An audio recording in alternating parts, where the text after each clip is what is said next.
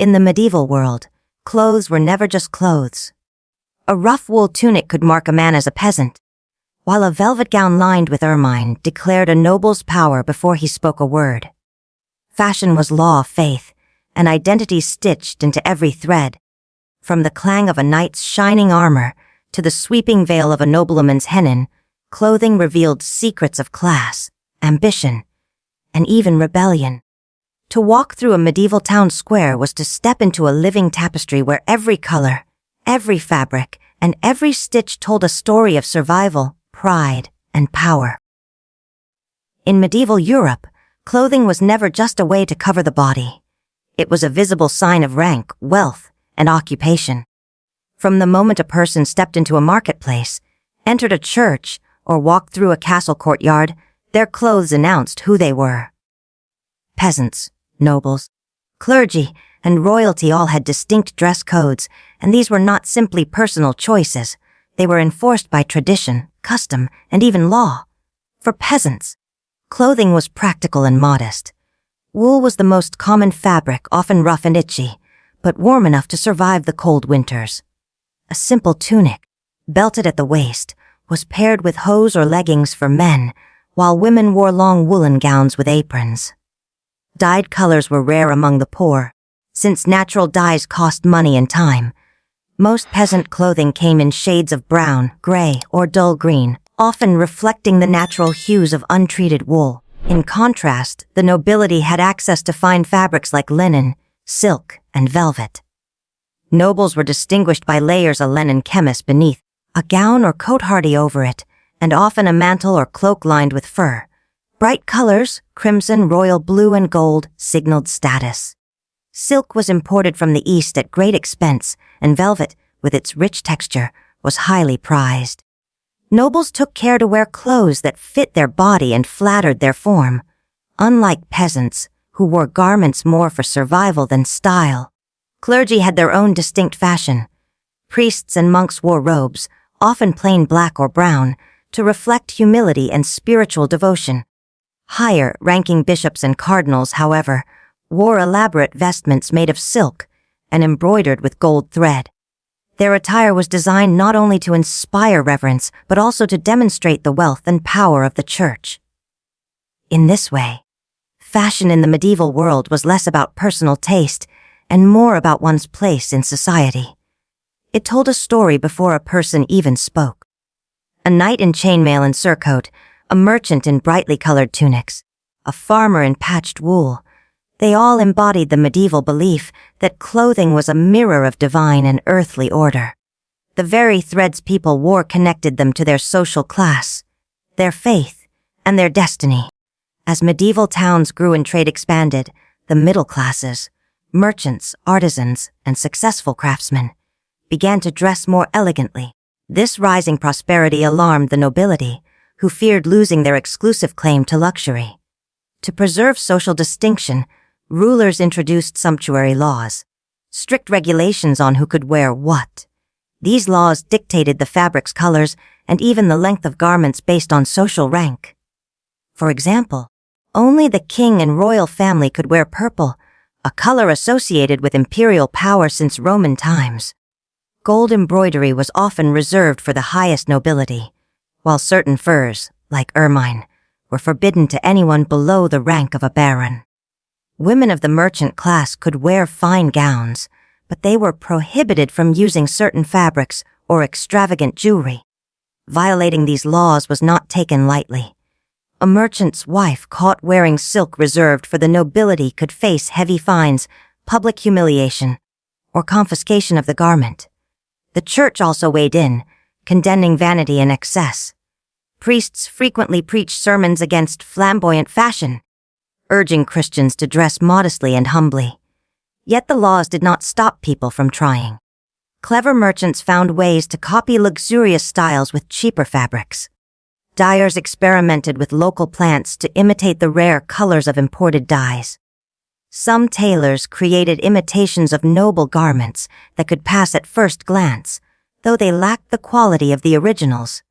Fashion thus became both a form of aspiration and rebellion. The existence of these laws reveals how seriously clothing was tied to identity. To wear a certain fabric was to claim a place in society.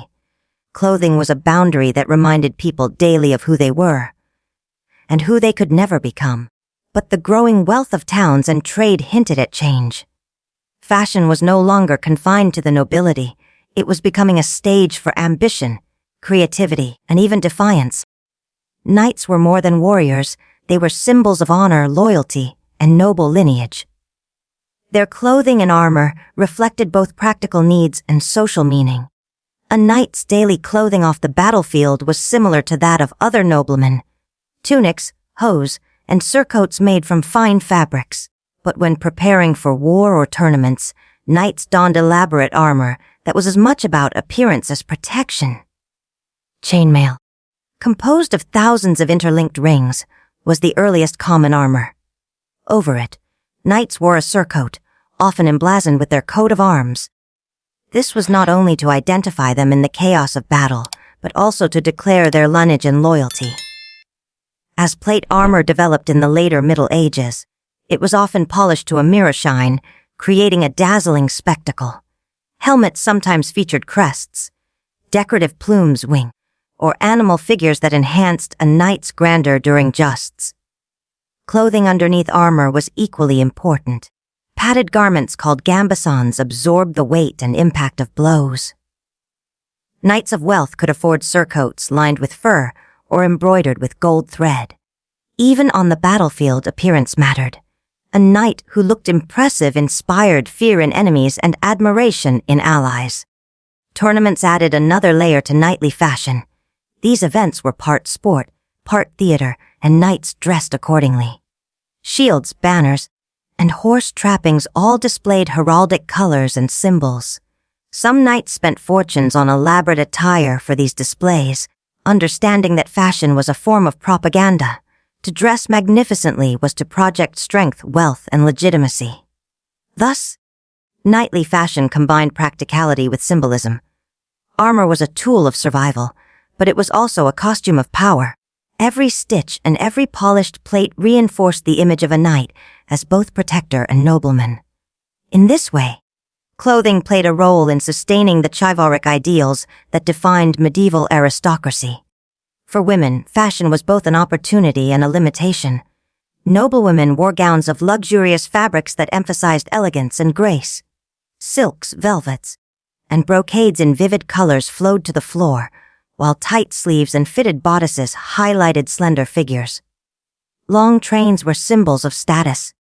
The longer the train, the higher the rank. Some gowns were so heavy with embroidery and jewels that noblewomen needed attendants to help carry them. Headwear became a defining element of women's fashion.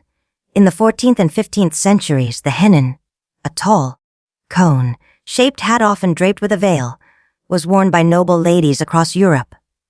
The hennin was more than a fashion statement. It symbolized refinement and noble breeding. Peasant women, in contrast, wore simpler coifs or kerchiefs, practical coverings to protect their hair while working. Accessories played a major role as well. Belts decorated with metalwork or gems, embroidered gloves, and richly adorned shoes all reflected wealth. Jewelry was not only decoration but a sign of alliances and dowries. Rings, necklaces, and brooches were often passed down as family heirlooms. Perfumes made from herbs and oils added another layer of luxury to noblewomen's attire. For women of lower status, clothing remained practical and modest. Wool gowns, aprons, and simple headscarves dominated their wardrobes. While they might copy the styles of noblewomen in shape, they lacked access to fine fabrics or costly dyes. Yet even in peasant communities, clothing carried meaning. A married woman wore her kerchief differently than a maiden, and certain colors or trims could reflect a family's modest prosperity. Fashion for women in the medieval era was deeply tied to ideals of beauty, virtue, and status. A noblewoman's clothing projected her family's wealth and her husband's power. Yet it also gave women a rare chance to express individuality within a world that often confined their roles. In embroidery, fabric choice, or the draping of a veil, women left their mark on the culture of fashion, transforming clothing into both a social marker and a personal art. While noble and royal fashion dazzled with richness, the majority of medieval people were peasants, craftsmen, and laborers. Their clothing was designed for survival.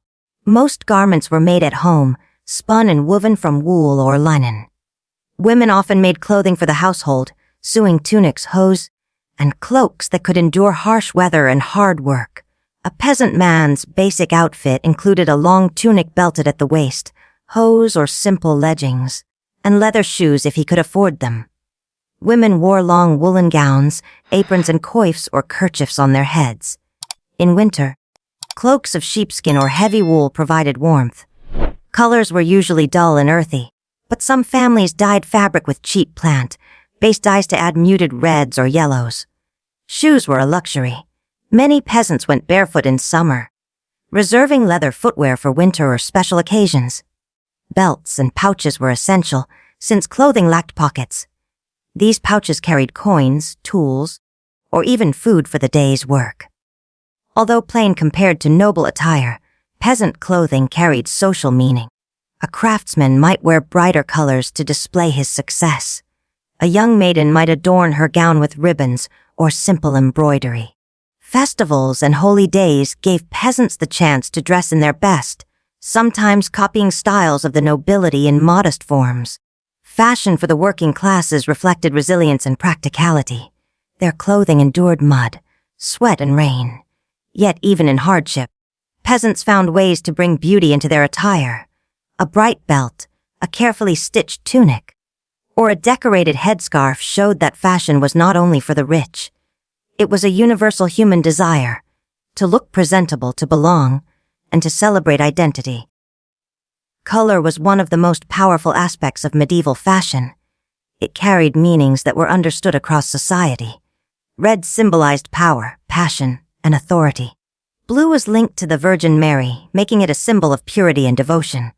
Green was associated with fertility, youth, and renewal. Black, depending on the context, could symbolize humility or mourning. Dyeing fabrics was a complex process, and some colors were rare and expensive. True purple, made from sea snails, was almost unattainable for anyone outside royalty. Bright crimson, made from imported Kermes insects, was another luxury. Commoners relied on cheaper dyes from plants such as madder the red, wood blued, or onion skins a yellow.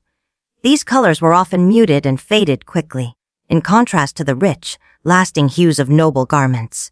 Symbols also adorned clothing.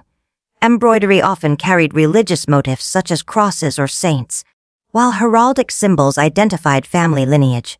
Even accessories like belts, buckles, and brooches held symbolic value, often decorated with animals, flowers, or biblical scenes.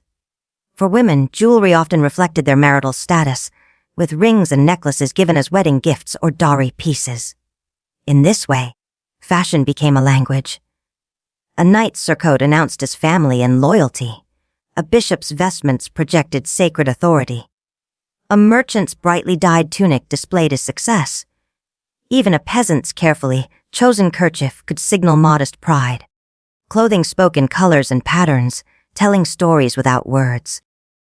By the end of the Middle Ages, Europe was on the brink of the Renaissance, and fashion was beginning to change. Trade routes brought new fabrics, patterns, and ideas from the East. Tailoring advanced, creating more fitted garments and intricate designs. The influence of Italy and Burgundy introduced trends that emphasized extravagance and individuality. Yet the legacy of medieval fashion endured. The idea that clothing defined status persisted, influencing Renaissance dress and beyond. Many traditions of heraldry, symbolism, and religious attire carried into later centuries. Even modern graduation gowns, judges' robes, and clerical vestments echo the medieval belief that clothing can represent power and authority. Perhaps the most lasting contribution of medieval fashion was the connection between clothing and identity. In the medieval world, what you wore was who you were. Your class, your faith, your gender, and your destiny. This idea remains true today. Fashion still tells stories, creates impressions, and draws boundaries between groups. From the simplest wool tunic to the most elaborate gown of velvet and jewels, Medieval clothing was never just fabric. It was culture, belief, and history woven into every thread. Clothing in the Middle Ages was more than fabric draped over bodies. It was a mirror of a world divided by rank, faith, and ambition. Every stitch spoke of survival or privilege. Every color whispered a hidden meaning. Though centuries have passed, the legacy remains. The gowns of queens, the robes of judges, the uniforms of soldiers, all carry echoes of a time when identity was woven into thread.